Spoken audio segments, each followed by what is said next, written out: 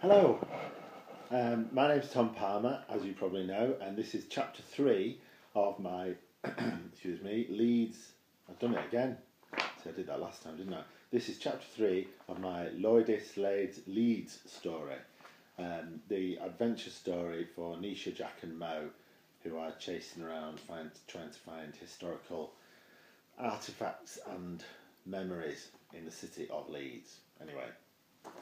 Here goes. So this is chapter 3. And remember, if you want your teacher to read this, please feel free.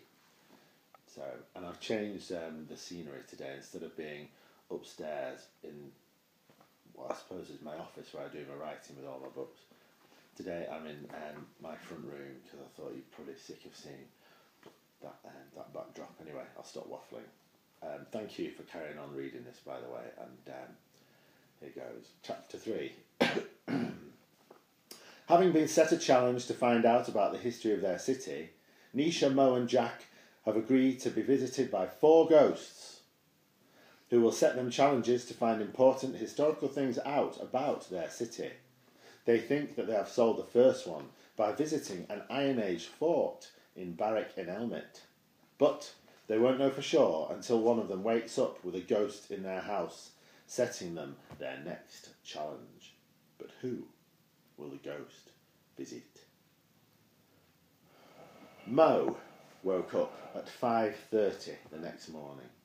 It was still dark outside, very dark. He could hear a tapping on the window pane. Not someone knocking to come in, it was only the rain. Mo knew that. Anyway, it was nearly dawn and ghosts were meant to come at night.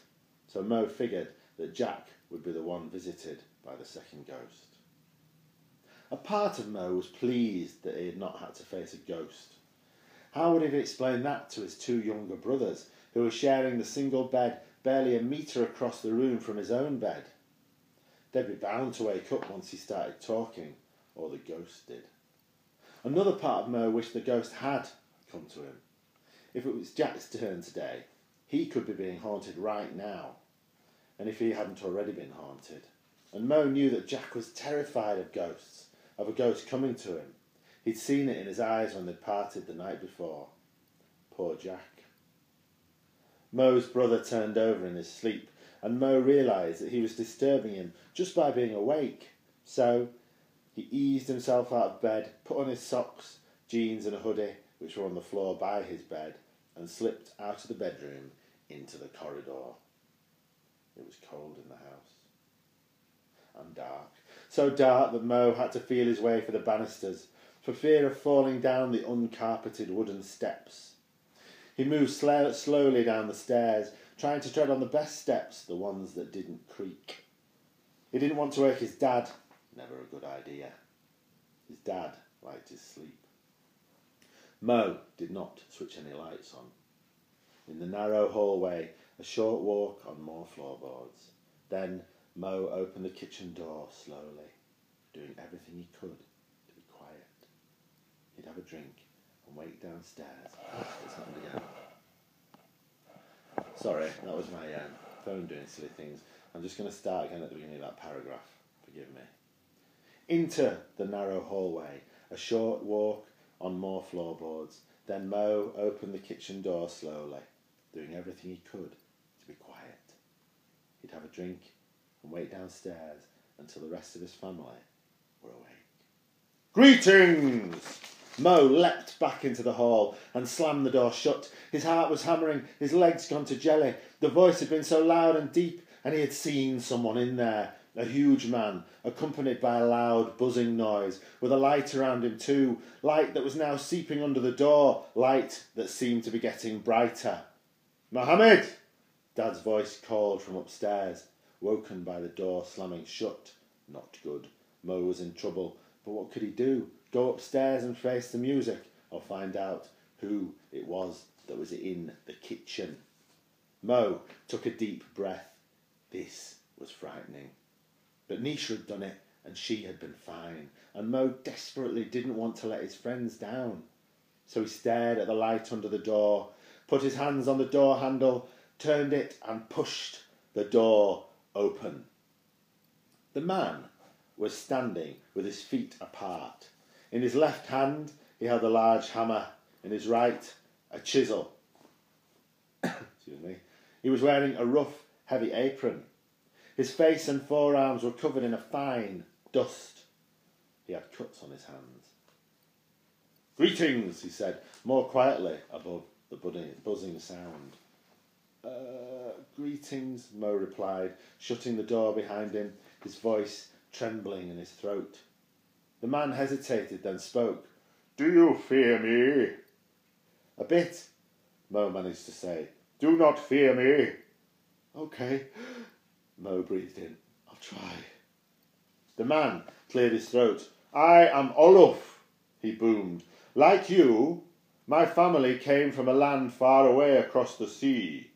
But this is my country now, as it is yours. I bring to this country many things.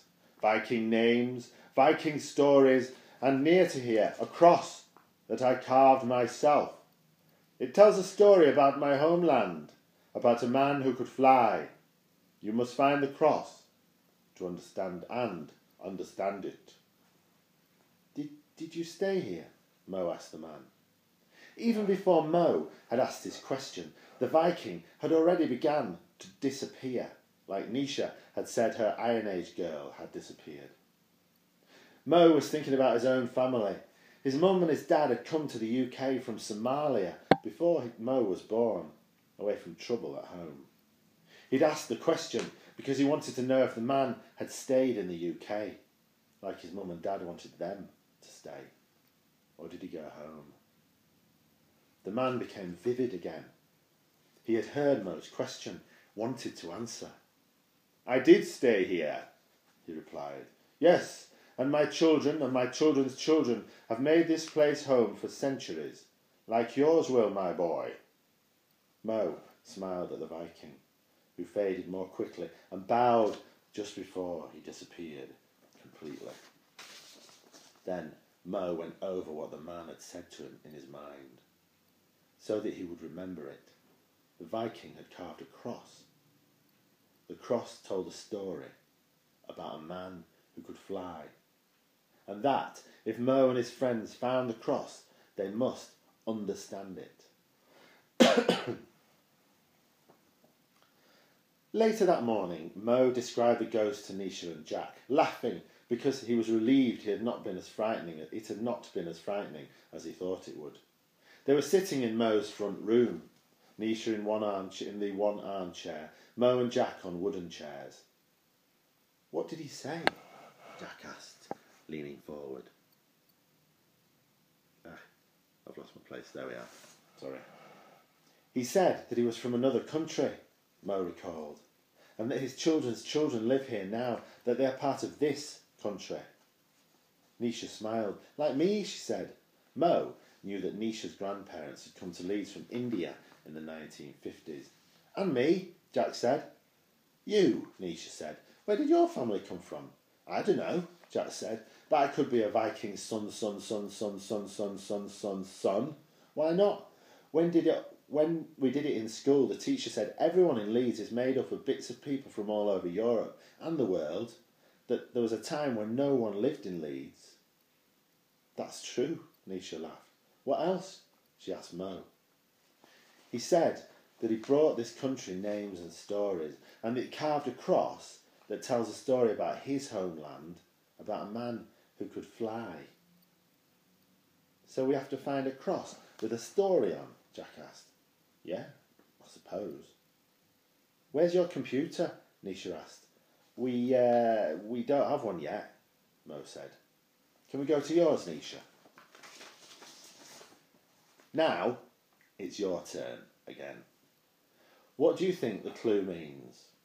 Can you find a place in Leeds that fits the description?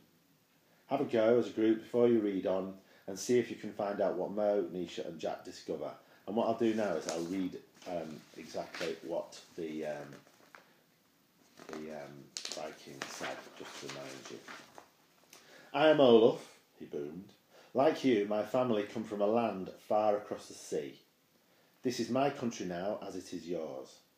I bring to this country many things, Viking names, Viking stories, and near to here a cross that I carved myself. It tells a story about my homeland, about a man who could fly. You must find the cross and understand it. Right, good luck with that. I'll pause now for 5 seconds and then I'll read the bit that comes after.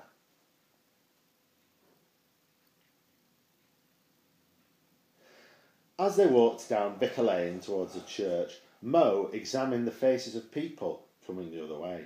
He wanted to see if they looked like the Viking who had come to him in his kitchen that morning. Some had blonde hair, others great big noses, pale white skin. Mo smiled. The Viking might have been right. He wondered how many generations had passed since the Vikings, and if, by now, like Jack said, everyone in Leeds had a bit of Viking in them. They walked past the market, 2 women wheeling boxes out from a van into the main door. Down to the main bus station and under a railway bridge, and there it was. Mo felt excited. He was desperate to see the cross that his Viking had carved. The Leeds Minster was huge, with a great tower at the centre, a clock telling the time to the whole city. But are we allowed in? Jack asked. What if we're not allowed in? Everyone's allowed in our mosque, any time, Mo said. Aren't churches like that? Nisha shrugged. She didn't know. They walked up some stone steps towards a huge wooden door. The church loomed over them. Are we allowed? Jack asked Nisha and Mo again. Yes, please come in, the lady on the other side of the door said. How can I help you kids? Mo explained. They wanted to see the cross, the one with the story about Vikings on it. They'd been told about it by a friend. Looked it up on the internet. The lady smiled and led them to the left, through a couple of doors and onto some steps at the one end of the church. The sun was streaming in through a huge stained glass window, casting a beautiful light on the church's benches, flowers and statues. And then they saw it. In a huge space at the top end of the church, as tall as the 3 of them, as if they were to stand on each other's heads. It was a stone column with a circle and a cross at the top. Figures were carved into the stone, as well as intricate designs. It's sick, Jack said. Though he had thought it would be made of wood, he was amazed it was not. Mo and Nisha watched Jack walk round it, looking at it from every angle. It towered over Jack. Your ghost made this, Jack said to Mo. He said so, Mo agreed. Nisha found an information board on the wall. She read it, then pointed at the strange carving of a figure at the bottom. Who is he? Mo asked. His name is Welland. He was a Viking. He built a flying machine.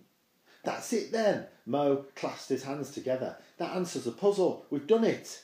Great, Jack said. So we've seen it. Let's go. No, not yet, Mo said. He said it loud and it echoed round the inside of the church. He said something else, Mo went on. Who? Olaf the Viking. What? That we had to understand it, Mo explained. Not just see it. The cross. Eh? Jack said. It's a cross. What's to understand? The story, Mo said. Mo knelt and looked at the cross. It's a story about the Vikings, and it's in Leeds because they came here over the sea and stayed here. And they still do, Nisha added, like your family and mine. It means Leeds is made up of lots of different people. Like you said, Jack, lots of different people. The sky was darkening when the 3 children emerged from Leeds Minster. Mo looked back. He felt good. He'd found the cross the ghost Viking had said that he'd carved. How amazing was that? He was loving this challenge. He turned to smile at Jack as they walked back into the centre of town. But Jack was frowning. We did it, Jack, Mo nudged his friend. And you understood it too. Maybe not, Jack said. Nothing happened, did it? There was no sign we did it. Maybe that's it. Maybe it's all over. Nisha put her hand on Jack's shoulder. She had worked out why Jack was in a funny mood. It's all right, she said. When the ghosts come, they tell you something, and they vanish. They don't hurt you. I'm not scared of ghosts, Jack said, speeding up. then breaking into a run. "I've just had enough of this stupid challenge, I'm finished with it." As Mo watched Jack go, something came back into his mind. Jack talking about his dad at the museum, how his dad had died, and Mo was sure that the two things were linked. That's the end of chapter 3. The children appear to have solved 2 of the 4 challenges that the ghosts have set for them, and they're doing well. But Jack's not happy, obviously, and if it is his turn to be visited by a ghost, does it matter that he doesn't believe, or he says he doesn't believe, that ghosts exist or not? And if he really doesn't believe in them, why is he so scared? So all of that will hopefully be dealt with in chapter 4. There are only 2 chapters left in Loidis, Leeds. I hope you enjoyed that one. And what can I say? I hope you enjoyed that one. Chapter 4 will be in a week. Let me try and get the date right. So what day is it? What was it on Monday? Oh no. Hang on. It's the 7th. I know it comes out on Friday, doesn't it? Sorry. Right, so today, so the 11th. So it'll be this is the 11th. This has come out. So the next one will be out on the 18th, I think. I hope that's right. But if you check the web page that this is all on, that will be explained a lot more clearly than I am explaining it. Anyway, thank you very much for listening to me reading the story and waffling. I really hope you're enjoying the story. And if you ever get the chance, go to Leeds Minster with your family or with school, because I went there, and it's amazing, and that cross is awesome. Anyway, thank you for listening, and I shall see you next week. Bye. It's not gone off yet, has it? Sorry. Here we go.